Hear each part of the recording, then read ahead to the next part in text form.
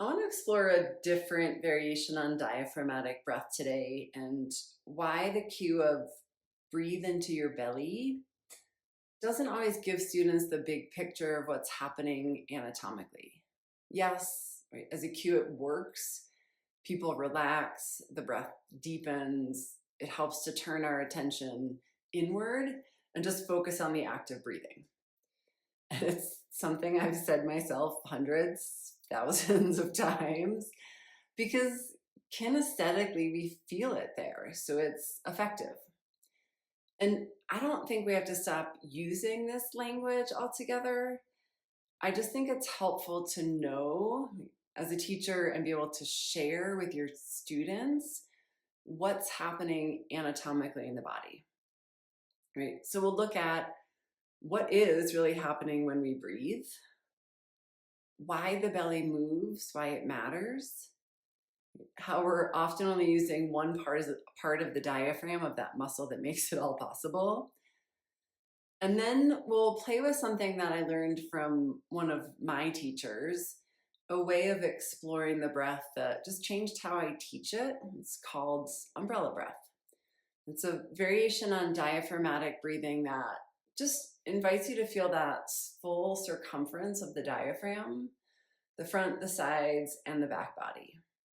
Okay, so we'll look at what the diaphragm actually does when we inhale, why breathe into your belly is useful and not quite the whole picture, why engaging the breath in all directions matters, and the guided practice that you can use for yourself or bring into your teaching.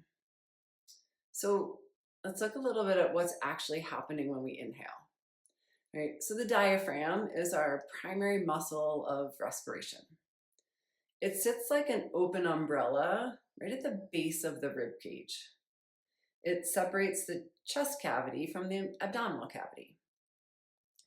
So as we inhale, it engages and presses downward into the abdomen. That downward pressure is really key in how we feel the breath because it puts pressure on the organs below it, the stomach, the intestines, the liver, downward and outward. And that's what causes the belly to expand. So when we cue breathe into your belly, we know the breath isn't actually moving there. What we're feeling is the diaphragm working, moving down, creating space, and pushing everything else out of the way. I think it's a really useful cue, right? The belly breathing. It gets people out of chest breathing and into something fuller. But it's just not the full effect. So it's just knowing how it all works together, right? Because the cause of it all is the diaphragm.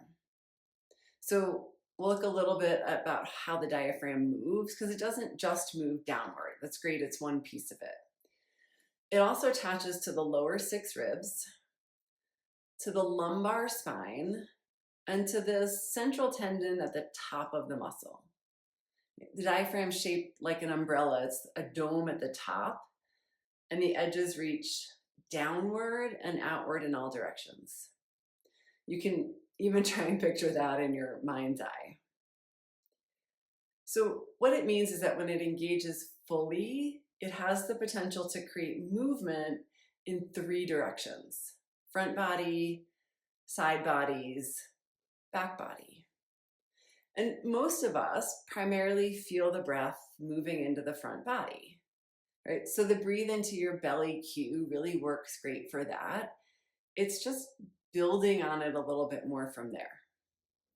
So let's actually feel this practice of umbrella breath. You can take a comfortable seat, close your eyes, or just soften gaze. And let's use the hands as tactile feedback. It really helps to fully understand how the breath is moving. So bring both hands to the front of the lower ribs. Right? The palms can rest lightly against the lower ribs. And just take a slow inhale through the nose. Notice, is there movement under the hands? Does the rib cage expand there? Just take a few breaths, right? Not forcing anything, just getting curious about what you feel. This one we tend to feel a little bit easier. It's where the breath usually goes, so we're used to that one. But just feel how it moves. Right into the diaphragm. Now go ahead and slide your hands to the sides of the rib cage. Inhale there. And this time, see if you can feel the ribs expand laterally. Widening into the hands, not just lifting, but opening to the sides. It can feel a little different. That lateral expansion of the rib cage is there, but it's just not something we always pay attention to. So if it's subtle at first, that's normal. Just stay curious. Right? Feel it rather than try to force it. Now bring the hands around to the back, to that area of the kidneys, just around the lower ribs. You can always lean forward a little bit if that helps to feel and to access. And then this time as you inhale, see if you can feel the breath move into the back side of the body. Right? The lower back expanding, almost like the kidneys are gently pressing back into the hands. This isn't always an easy one to access at first. The back body is not always connected to our breath awareness, but the diaphragm does attach to the lumbar spine here, so there is movement available. Okay, now go ahead and bring hands to your lap. Take another full inhale, and this time, imagine the diaphragm opening in all directions at once, just like an umbrella opening. Front, sides, back. That full circumference of breath. And you might not feel it all equally at first. It's fine. Be patient with it. It's like developing new muscle memory. And take a few more breaths there. Let it move in all three directions. Unhurried. Okay, so why does it matter? Beyond that it feels good in our body, I think there's a few things that are helpful to understand about that connection to that fuller diaphragmatic breath. The diaphragm shares fascial connections with the psoas, and we talk about that in an earlier video, the psoas and the stress connection. But when the diaphragm moves freely, it communicates ease and safety to the whole system. When it's restricted, because that happens, right? Tension, posture, breathing patterns, that restriction pattern can ripple kind of outward through the muscle tissue, through the nervous system.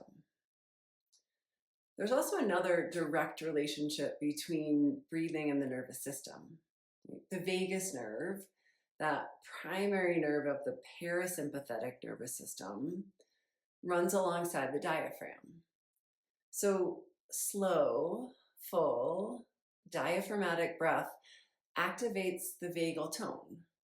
It's that mechanism behind why deep breathing calms the nervous system. It's not just relaxation, it's that measurable shift in the parasympathetic system. And most shallow stress breathing patterns live in the upper chest and the front body.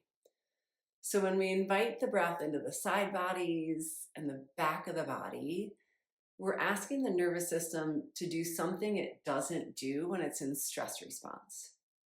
We're creating this new pattern that shifts us out of high alert. Okay, some practical ways to bring it into your teaching or into your own practice. You can use that guided practice that we just did with hand placements. Really great way to start to get people feeling that into the different sections of the body. Good for that simple check-in at the start of a class. Bring hands to the side ribs. Feel the breath move laterally. just a different way to land people in their body before we start to move into a physical part of the practice. And just playing with the shift around language, right? The breathe into your belly may work. You may also try things like let the breath open in all directions, or feel the ribs widen. Can you feel the breath into the back body? Especially in different poses, it gets our awareness moving in different places when the breath might be constricted in one area versus another. And just let people move into it slowly. We're not trying to force breath into one area or another. We're just bringing attention to what's already there and slipping in a little bit of education into how the breath and the diaphragm work together. Okay, as with all of these videos, there's no one right way to teach it or to practice it, especially with breath work. My hope is it gives you some new or different information to explore in your body and new ways to support your students. It's what this whole Going Deeper series is about. So if you want to dive in a little bit more, that full playlist is linked below. We'll see you in the next one.